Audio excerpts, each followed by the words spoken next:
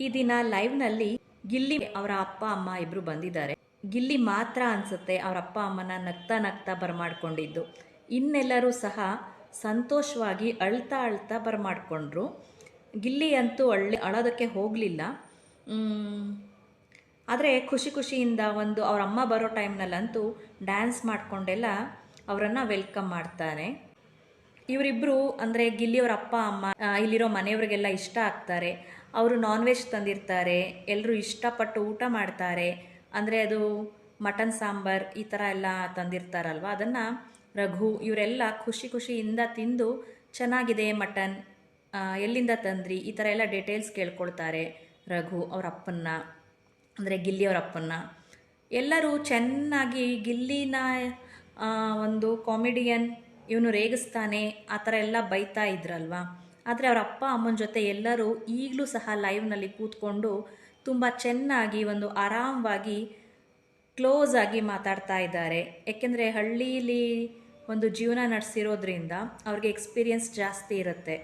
ಎಲ್ಲರೂ ಊರುಗಳಲ್ಲೂ ಅಷ್ಟೇ ಅಲ್ವಾ, ಎಲ್ಲರೂ ಸಾಯಂಕಾಲ ಗತ್ತಲು ಹೊರಗಡೆ ಕೂತ್ಕೊಂಡು ಆರಾಮವಾಗಿ ಜಗಲಿ ಮೇಲೆ ಕೂತ್ಕೊಂಡು ಆರಾಮವಾಗಿ ಮಾತಾಡ್ತಾ ಕಾಲ ಕಳೀತಾರಲ್ವ.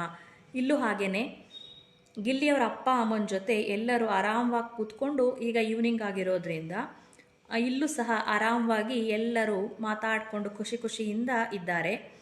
ಅವನದೇನು ಪ್ರಾಬ್ಲಮ್ ಇಲ್ಲ, ಅವ್ರ ಮನೆಯವ್ರದ್ದು ಸಹ ಪ್ರಾಬ್ಲಮ್ ಇಲ್ಲ. ಆದರೆ ಕಾವ್ಯನ್ ಫ್ಯಾಮಿಲಿಯವ್ರು ಬರ್ತಾರೆ ನೋಡಿ, ಆವಾಗ ಪ್ರಾಬ್ಲಮ್ ಆಗೋದು. ಏಕೆಂದರೆ ಕಾವ್ಯನ ಅಮ್ಮ ಮತ್ತು ಕಾವ್ಯನ ತಮ್ಮ ಬಂದಿರ್ತಾರೆ. ಆಗ ಕಾವ್ಯನ ತಮ್ಮಂಗೆ ಅವನು ಎಷ್ಟು ಸ್ಕೋಪ್ ತಗೊಳ್ತಾ ಇದ್ದಾನೆ ಅಂದರೆ, ಕಾವ್ಯನ ತಮ್ಮ ತುಂಬ ಸ್ಕೋಪ್ ತಗೊಳ್ತಾ ಇದ್ದಾನೆ. ಕಾವ್ಯ ಆಗಲೇ ಗೆದ್ದೇ ಬಿಟ್ಲು, ವಿನ್ ಆಗೇ ಬಿಟ್ಲು, ಟ್ರೋಫಿ ಮನೆಗೆ ಬಂದೇ ಬಿಡ್ತು ಅನ್ನೋ ಥರ ಸ್ಕೋಪ್ ತಗೊಳ್ತಾ ಇದ್ದಾನೆ. ಹಾಗೆಯೇ ಈಗ ಗಿಲ್ಲಿ ಅಪ್ಪ ಅಮ್ಮನ ಜೊತೆ ಎಲ್ಲರೂ ಮಾತಾಡ್ತಾ ಇರೋ ಟೈಮ್ನಲ್ಲಿ ಕಾವ್ಯನ ಫ್ಯಾಮಿಲಿ ಸಪ್ರೇಟಾಗಿ ಕೂತ್ಕೊಂಡು ಜಿಮ್ ಏರಿಯಾದಲ್ಲಿ ಮಾತಾಡ್ತಾ ಇದೆ. ಈಗ ಅದನ್ನು ತೋರಿಸ್ತಾ ಇದ್ದಾರೆ ಲೈವ್ನಲ್ಲಿ. ಅಂದರೆ ಇವರೆಲ್ಲ ಗಿಲ್ಲಿಯವರ ಅಪ್ಪ ಅಮ್ಮ ಮತ್ತು ಮಿಕ್ಕಿದವರೆಲ್ಲ ಕೂತ್ಕೊಂಡು ಮಾತಾಡೋ ಟೈಮ್ನಲ್ಲಿ ಅವರು ಸಪ್ರೇಟಾಗಿ ಮಾತಾಡ್ತಾ ಇದ್ದಾರಲ್ವ.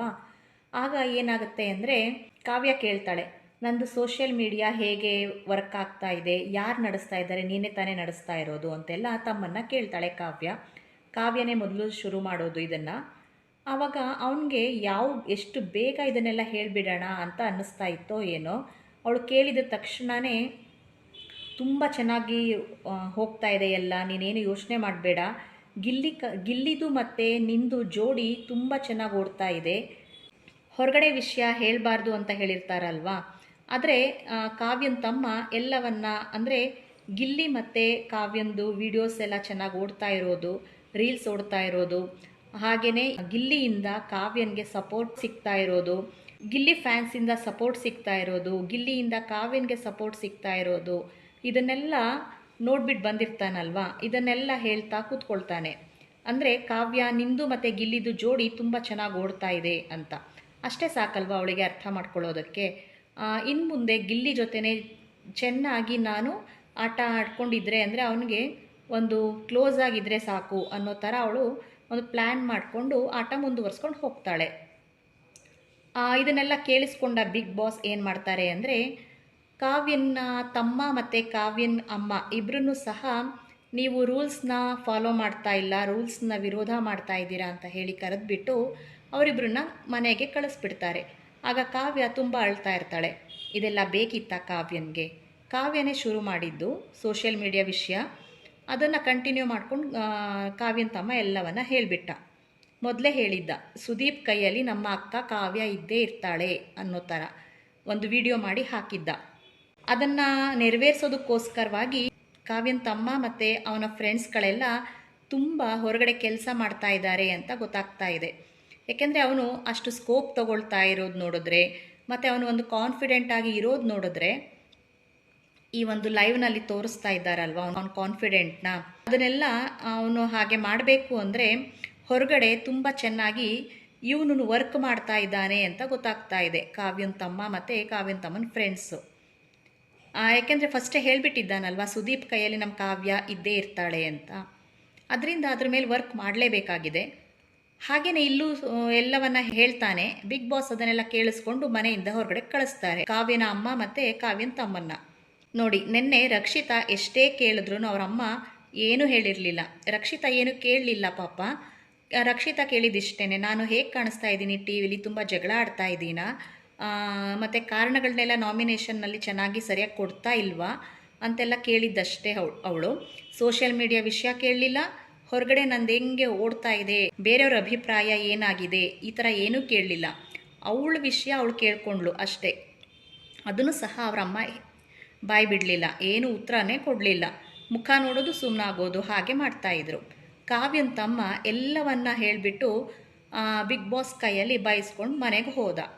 ಇನ್ನು ಕಳಿಸ್ತಾರೋ ಇಲ್ವೋ, ಕಾವ್ಯ ತುಂಬ ಅಳ್ತಾ ಇದ್ಲಲ್ವಾ, ಮತ್ತೆ ಅವರಿಬ್ಬರನ್ನ ಮನೆಗೆ ಕಳಿಸ್ತಾರೋ ಇಲ್ವೋ, ಅಂದರೆ ಬಿಗ್ ಬಾಸ್ ಮನೆಗೆ ಕಳಿಸ್ತಾರೋ ಇಲ್ವೋ ಅಂತ ಅನ್ನೋದು ಗೊತ್ತಿಲ್ಲ. ಕಳಿಸೋದೇನು ಬೇಕಾಗಿಲ್ಲ, ಕಾವ್ಯನೂ ಸಹ ಹೊರಗಡೆ ಕರ್ಕೊಂಡು ಹೋದರೆ ತುಂಬ ಒಳ್ಳೆಯದಾಗತ್ತೆ. ಏಕೆಂದರೆ ಕಾವ್ಯನಿಗೆ ಹೊರಗಡೆದು ಏನೇನು ವಿಷಯ ಎಲ್ಲ ತಿಳಿಬೇಕು ಅದೆಲ್ಲವನ್ನು ತಿಳಿಸಿ ಆಯಿತು ಕಾವ್ಯನ ತಮ್ಮ ಅಲ್ವಾ. ಇನ್ನೇನು ಮತ್ತೆ ಇವಳು ಮುಂದೆ ಚೆನ್ನಾಗಿ ಆಟ ಆಡ್ತಾಳೆ, ಒಂದು ಪ್ಲ್ಯಾನ್ ಮಾಡ್ಕೊಂಡು ಆಟ ಆಡೋದಕ್ಕೆ ಸಹಾಯ ಆಯಿತು ಆ ಮಾತುಗಳು, ಕಾವ್ಯನ ತಮ್ಮ ಹೇಳಿರೋ ಮಾತುಗಳು ಅಲ್ವಾ.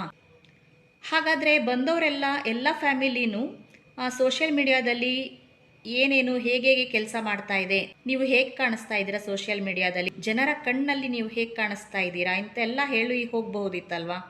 ಯಾರೂ ಹೇಳಲಿಲ್ಲ. ಕಾವ್ಯನ ತಮ್ಮ ಸ್ವಲ್ಪ ಜಾಸ್ತಿ ತಲೆ ಓಡಿಸಿ ಎಲ್ಲವನ್ನ ಹೇಳಿಬಿಟ್ಟು, ನಾನು ಹೇಳಿದ್ದಾಯಿತು, ಈಗ ನನ್ನ ಮನೆಗೆ ಹೋದರೂ ಏನು ಪರವಾಗಿಲ್ಲ, ಒಟ್ಟಿನಲ್ಲಿ ನಾನು ಹೇಳಿದ್ದನ್ನು ಕಾವ್ಯ ಅರ್ಥ ಮಾಡಿಕೊಂಡು ಚೆನ್ನಾಗಿ ಆಡಿದ್ರೆ ಆಯಿತು ಅವಳು ಅನ್ನೋ ಥರ ಎಲ್ಲವನ್ನ ಹೇಳಿಬಿಟ್ಟ. ಇನ್ನೇನು ಎಲ್ಲ ಗೊತ್ತಾಯ್ತಲ್ಲ ಕಾವ್ಯನಿಗೆ, ಇನ್ನೇನು ಬೇಕು ಅಲ್ವಾ. ಇಷ್ಟು ದಿನ ನಮ್ಮ ರಕ್ಷಿತನ ತುಳ್ಕೊಂಡು ಅವಳು ಮೇಲೆ ಬರ್ತಾ ಇದ್ಲು. ಅಂದರೆ ರಕ್ಷಿತನ ವಿಷಯನೇ ಮಾತಾಡ್ಕೊಂಡು ಅವಳನ್ನ ನಾಮಿನೇಟ್ ಮಾಡ್ತಾ ಇವಳು ಉಳ್ಕೊಳ್ತಾ ಇದ್ಲು. ಅಂದರೆ ಬಿಗ್ ಬಾಸ್ ಮನೆಯಲ್ಲಿ ಕಾವ್ಯ, ಸ್ಪಂದನ ಹಾಗೆ ಧನುಷ್ ಇವ್ರು 3 ಜನನೂ ಸಹ ಕಲರ್ಸ್ ಚಾನಲ್ ಅವರೇ ಆಗಿರೋದ್ರಿಂದ ಇವರನ್ನು ಉಳಿಸ್ತಾ ಬರ್ತಾ ಇದ್ದಾರೆ ಬಿಗ್ ಬಾಸ್ ಅನ್ನೋ ಮಾತು ಕೇಳ್ತಾ ಬರ್ತಿತ್ತು ಅಲ್ವಾ. ಹೇಗೋ ಒಟ್ಟಿನಲ್ಲಿ ಉಳ್ಕೊಳ್ತಾ ಬಂದಿದ್ಲು ಕಾವ್ಯ ಇಷ್ಟು ದಿನ. ಇನ್ನು ಮುಂದೆ ಈ ಮಾತುಗಳನ್ನೆಲ್ಲ ಚೆನ್ನಾಗಿ ಅರ್ಥ ಮಾಡಿಕೊಂಡು ಇನ್ನೂ ಚೆನ್ನಾಗಿ ಕಾವ್ಯ ಗಿಲ್ಲಿ ಜೊತೆ ಇದ್ದಾಗ ಇನ್ನೂ ತುಂಬ ಟೈಮ್ ಉಳ್ಕೊಳ್ಳೋದಕ್ಕೆ ಸಹಾಯ ಆಗತ್ತೆ ಅಂತ ಪ್ಲ್ಯಾನ್ ಮಾಡ್ತಾ ಇರ್ತಾಳೆ ಅಷ್ಟೇ ಕಾವ್ಯ. ಇದನ್ನು ಗಿಲ್ಲಿ ಫ್ಯಾನ್ಸ್ ಅರ್ಥ ಮಾಡ್ಕೋಬೇಕು. ನಾನು ಗಿಲ್ಲಿ ವಿಷಯನೂ ಹೇಳ್ತಾ ಇದ್ದೀನಿ ಮತ್ತು ಕಾವ್ಯನ ವಿಷಯನೂ ಹೇಳ್ತಾ ಇದ್ದೀನಿ. ಗಿಲ್ಲಿ ಅಪ್ಪ ಅಮ್ಮ ಹಳ್ಳಿಯಿಂದ ಬಂದಿದ್ದಾರೆ, ಅವ್ರಿಗೆ ಅರ್ಥ ಆಗಿರೋ ವಿಷಯ ಸಿಟಿಯಲ್ಲಿರೋ ಕಾವ್ಯನ ತಮ್ಮನಿಗೆ ಯಾಕೆ ಅರ್ಥ ಆಗಲಿಲ್ಲ ಅಂತ ಗೊತ್ತಾಗಲಿಲ್ಲ.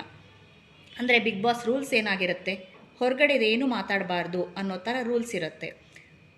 ಗಿಲ್ಲಿ ಅಪ್ಪ ಅಮ್ಮ ಏನೂ ಮಾತಾಡಿರೋದಿಲ್ಲ ಅದರ ವಿಷಯವಾಗಿ. ಕಾವ್ಯನ ತಮ್ಮ ಎಲ್ಲವನ್ನ ಹೇಳಿ ಹೋಗ್ತಾನೆ. ಅಂದರೆ ಅಲ್ಲಿ ನೀವೇ ಅರ್ಥ ಮಾಡ್ಕೊಳ್ಳಿ ಯಾರ ತಲೆಯಲ್ಲಿ ಬುದ್ಧಿ ಇದೆ, ಯಾರ ತಲೆಯಲ್ಲಿ ಲದ್ದಿ ಇದೆ ಅಂತ.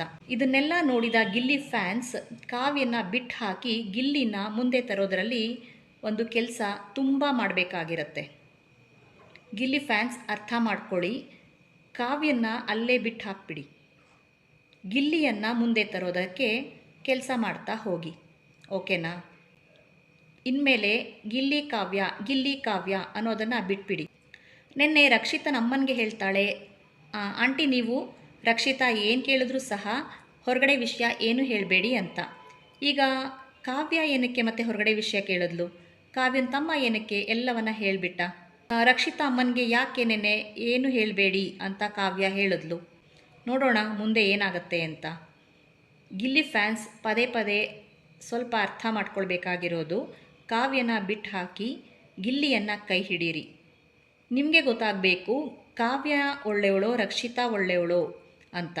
ಅಂದರೆ ಗಿಲ್ಲಿ ವಿಷಯದಲ್ಲಿ ರಕ್ಷಿತಾ ಒಳ್ಳೆಯವಳೋ ಕಾವ್ಯ ಒಳ್ಳೆಯವಳೋ?